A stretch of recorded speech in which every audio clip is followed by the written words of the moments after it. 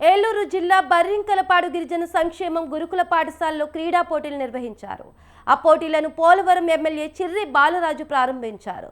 యువత ఎక్కువగా జూద క్రీడల వైపు వెళుతున్నారని, వాటిని అరికట్టేందుకు ఈ సంప్రదాయ క్రీడా పోటీలను నిర్వహిస్తున్నామన్నారు. ప్రస్తుత పరిస్థితుల్లో చిన్న వయసులోనే షుగర్, బీపీ వంటి రోగాలు వస్తున్నాయని, దానికి కారణం శారీరక వ్యాయామం లేకపోవడం, అతిగా టెన్షన్ పడ్డమే అని అన్నారు. ప్రతి ఒక్కరూ మానసిక ప్రశాంతత కోసం యోగా, క్రీడలను ప్రోత్సహించాలన్నారు. పిల్లలకి చదువుతో పాటు ఆటల్లో కూడా ప్రోత్సహించాలని చెప్పారు. శారీరక వ్యాయామం, క్రీడలు ఉంటే వ్యాధులు దరి చేరవని తెలిపారు. అలాగే పోలవరం నియోజకవర్గంలో క్రీడా మైదానం ఏర్పాటు చేసే విధంగా కృషి చేస్తామని చెప్పారు. జాతీయ జెండా, క్రీడా జెండాల్ని జనసేన నాయకులు రాంబాబు, జిల్లా ప్రధాన కార్యదర్శి రవికుమార్ ఆవిష్కరించారు.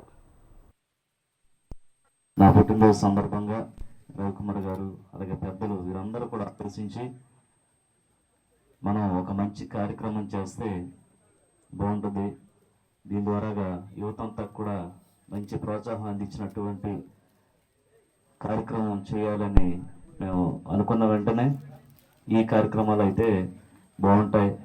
దీని ద్వారాగా మనం వారికి ఆర్థికంగా అలాగే వారి నైపుణ్యతని మనం ఈ స్పోర్ట్స్ ద్వారా బయటకు తీస్తే రేపు గవర్నమెంట్ ద్వారా వచ్చేటువంటి స్పోర్ట్స్లో మన ద్వారాగా వాళ్ళని దాంట్లోకి ప్రోత్సహించి పంపించడం మంచి ప్రోత్సాహం అవుద్దని అనుకున్న వెంటనే